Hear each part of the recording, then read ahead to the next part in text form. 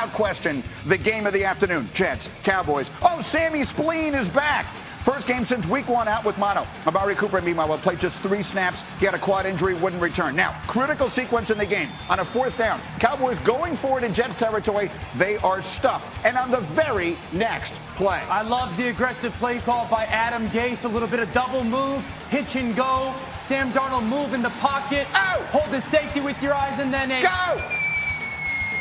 Robbie Anderson, ball to Robbie Anderson. 92 yards, 14-3 Jets, under a minute to go in the half. Jets in the red zone, and Sam Darnold, who was so good in this first half, finding Ryan Griffin. Yeah, really well done by Darnold here. He saw pressure, communicated with Griffin. If that guy blitzes, give me your eyes, in a great location with that throw. Jets up 21-6 at the half. 21-9, here's Darnold's only mistake of the day. I'm not talking about it. Never happened. I'm talking about it. It's a mistake by a young quarterback, but he did throw the ball well. Can't do it. He was brilliant, but that was a huge mistake. However, Cowboys have missed a field goal. 4th quarter, under 7 minutes to go. Cowboys on a 3rd down from the 5. There's Ezekiel Elliott. Hey, how about that? Best player on your team, beat him. Punches it in 21-16. Jets will kick a field goal, so it's an 8-point game.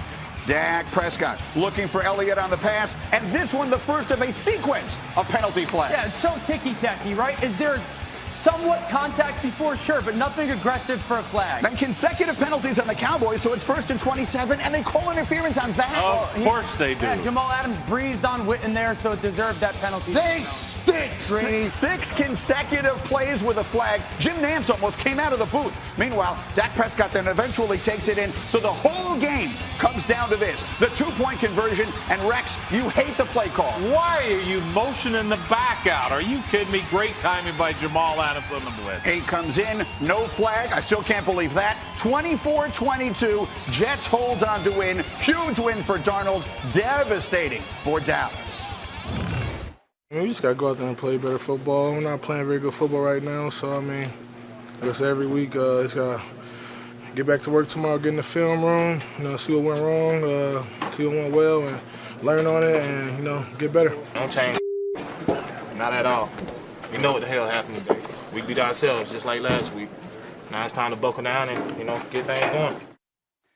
I'm not sure he's making the point he thinks he's making. Let's start by talking about the Cowboys. On Jerry Jones' birthday, Pat, what did you see? Yeah, they laid an absolute egg, and there's going to be a lot of conversation about who to blame. And anytime you're saying we beat ourselves, that has to go all the way to the top. And the top is also Jerry, but it's also Jason Garrett. In 3 criticals, I'm not sure they win a game again. I am not sure they win a game again with how things are going for the Cowboys. If you can't win on Jerry World's birthday against an 0-4 team, especially against a quarterback coming back from mono, you're never going to win a game again. But with that being said, there's 3 critical stats I think that we should look at if we're digging deeper on why this is Jason Garrett's fault.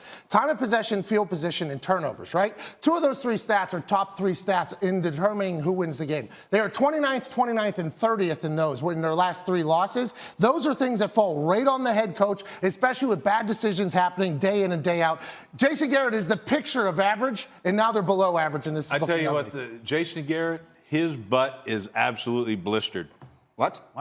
Well, I'm saying this. He's been on the hot seat for 10 years. That butt's blistered. Okay. He stays on the hot seat. And it's the truth, man. Like this Thank you for clarifying. Haven't we had, we talk about this every year on this show. They come out, hey, they win. Oh, they're the greatest. Oh, now they stink. And at the end of the year, they're going to be like, oh, yeah, hey, they're really good. And people like me are going to start believing in them again, and then they're going to lose the first round of the playoffs. The first 3 weeks of this season, their young offensive coordinator was the star of the NFL. What is it now? Boy wonder you're talking about, Yeah. Grady? You guys said it. You guys said he's going to be a head coach. He's going to be all this. Yeah, where? What, some junior college? Come on. Dude, he needs experience. That's all he did. But he showed his inexperience on that 2-point play. Only the play of the game. How do you motion a back out? What, are you surprised that Greg Williams is going to bring the house? Come on, you know he's going to send his best player, and that's what he did with Jamal Adams. Let me come to my voice of reason over here, which is, I say that hesitantly. Dak Prescott obviously has been the topic of conversation throughout the offseason into this season. As you watched that game yesterday, how much of that loss was about him? The reality is that if Dak's going to go to the table and ask for $40 million, you can't lose that football game.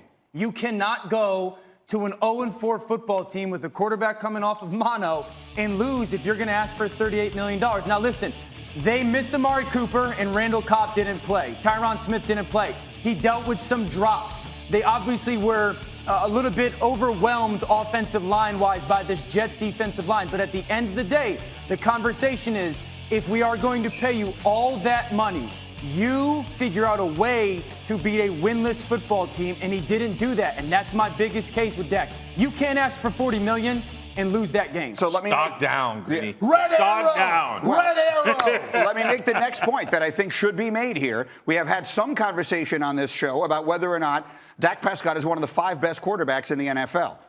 Yesterday, he was definitively the second best quarterback on that field. Sam Darnold is a better quarterback than Dak Prescott. When healthy, which yesterday was the first time that he was. If you watch that game yesterday, you tell me if you're starting a team, which quarterback is it you want? Oh, there's no question I want Sam Darnold. Who had the same amount of talent surrounding him or support system? I'd say pretty similar, right? Who was going against a... Pretty similar. I would say that Sam Darnold would have less talent. Yes, that's what I'm saying. absolutely. Yes. That's what I mean, we're again, saying. Dak was without Easy Cobb and there. Cooper, right? And then who's going against a more talented defense? Sam Darnold. Sam Darnold gave mouth to mouth to the city of New York. Like, no pun intended from the mono. Yeah. But it was just so exciting. Like, he makes everyone better. Gase was better. Robbie Anderson was better. DT was better. The offensive line was better. Le'Veon Bell was better. Sam Darnold. I think Rex and I were talking about this earlier.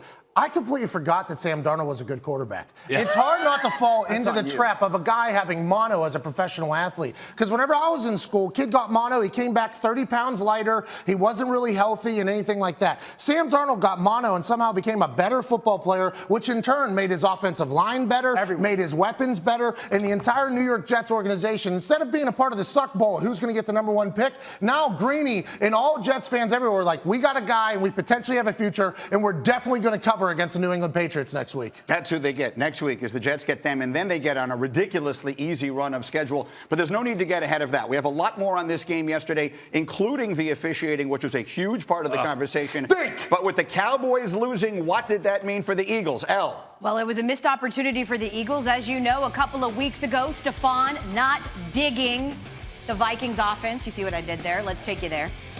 What a difference 2 weeks makes, Dan, because Kirk Cousins and Stephon Diggs teamed up a couple of times in historic fashion. This is the first of 2 huge touchdowns. Yeah, this is the horror story for the Eagles yesterday. Great play design, cut Diggs' split, and a big ball by Kirk Cousins downfield. That was 62 yards, and then he goes for 51-yard touchdown. First Vikings player to catch 2 touchdown passes of 50-plus yards in a game since Randy Moss in 2000 against the Lions. Pat, this is just essentially a lot of highlights of Stephon Diggs blowing by DBs. A huge opportunity here for the Eagles, and they're unable to deliver because Kirk Cousins and Stephon Diggs team up for 7 catches, 167 yards. Toe touch. Toe touch, beautiful there. And Mike Zimmer just cannot help himself afterwards. Thought that was a good, really good win, and we threw it 29 times, not 10. So everybody can be happy now. Yeah, it's all fun and games when you're winning games. Let's bring it back to the Eagles, and let's take a look at the NFC East at large, right? Because you now have Dallas and Philly sitting at 3-3. I mean, I thought this was supposed to be like one of the preeminent divisions in NFL. What do you make of what's happening right now there? I think the reality is, if we're talking about the Eagles, their season completely hinges on them making a trade for a cornerback. Their secondary, especially at the corner position, is so bad. And that's been the storyline for them this year, is the 2 young corners in Douglas and Sidney Jones just haven't panned out. And this is a championship caliber team and roster. Their total success long-term this year is dependent on Howie Roseman not only making a trade for a corner, but he's got to go get a good corner. I don't know what it's going to go take, but you can't rely on those 2 young corners anymore. They're not good enough.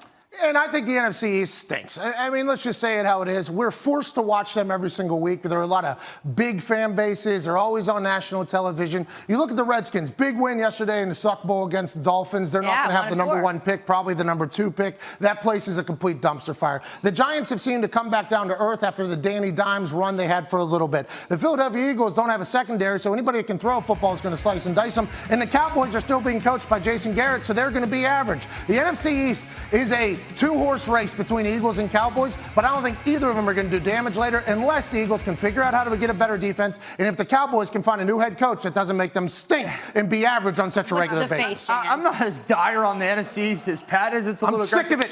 The reality is it's a two-man race between Dallas and Philadelphia.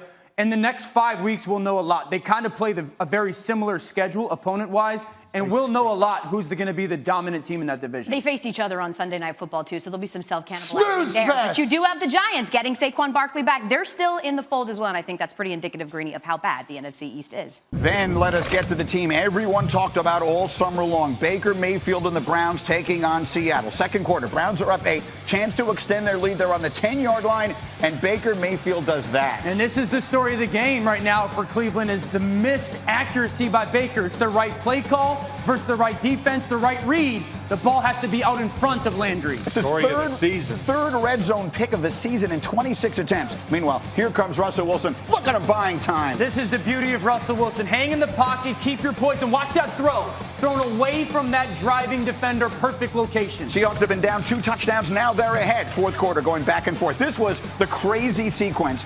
This is Baker to Landry. Landry fumbles on his way into the end zone. It's recovered in the end zone. You can't fumble a ball forward on a fourth down, but hold everything. Freddie Kitchens is going to challenge. He thinks it should have been a touchdown in the first place. They ultimately don't allow him to. Remember the challenge he doesn't have.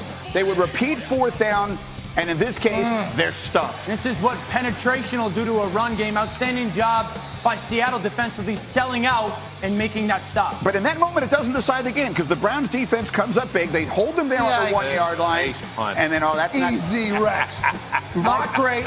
Not ideal. 23-yard punt from Michael Dixon. So the Browns are in business, and ultimately they're going to give it to Nick Chubb, who's going to take it in. And after a 2-point conversion, Cleveland is back in front, 28-25. Now we go the other way, and Seattle is going to pound it home behind Chris Carson as we're going back and forth. Yeah, big-time drive by Seattle and finishing by Chris Carson. This is when Seattle kind of took control of this football game. And so it comes down to this. Baker Mayfield on the field, at home, huge moment in front of the dog pound. Is that one his fault? Yeah, I mean, this is not the ideal location for this throw. You certainly want the running back to settle in there a little bit, but if you put it on his body, that's an easier catch. Now, remember the challenge that Freddie Kitchens used earlier. Keep it in mind here as the Seahawks are trying to ice the game with a first down late. That is a ball to DK Metcalf on the sideline, bobbled, dropped. They ruled this a catch, and Freddie Kitchens can't challenge it. You got to keep one in your holster. It shouldn't even be needed. He stepped out of bounds during the bobble. Seahawks, a win. Bad officiating? Are you angry? Just sort of how? Yeah, we lost. I'm pretty pissed. Yeah. So you were angry at the start of this game then? My counts are right now. No, I mean, I try and get an edge. I'm not angry.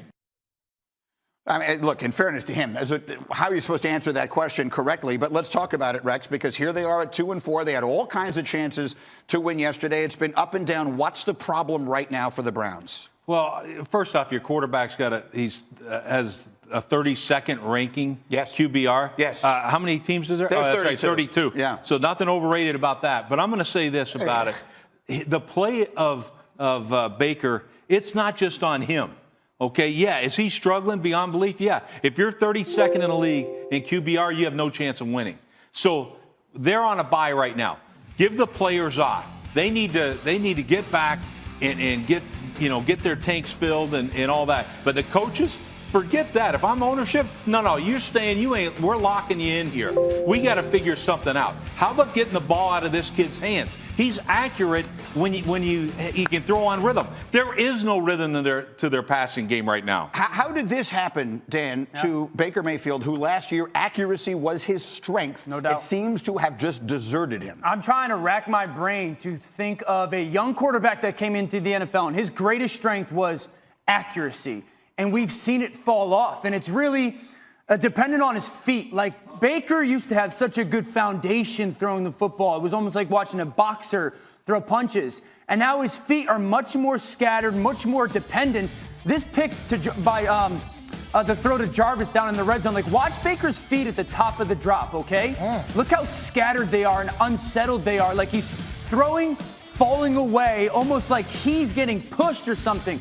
There's no reason for him to be throwing off balance or off rhythm like that. That's what he did so well last year, and he made every catch easy. And now a lot of these catches that people are calling drops, it's because the catches are hard. And it's just so odd to see out of Baker. Russell Wilson is having an MVP-like season yet again. And going into this game, everybody thought it was going to be the bounce-back game for the Cleveland Browns after getting slaughtered on Monday Night Football against the San Francisco 49ers. The Russell Wilson-led Seattle Seahawks are a team that is solid all three phases of the game, even though they had a shank there. The Cleveland Browns seem to be just a complete mess, and I think it all revolves around the trading of Zeitler, the offensive guard. Yeah. In the Odell Beckham Jr. trade, they get him out of town, send him to New York.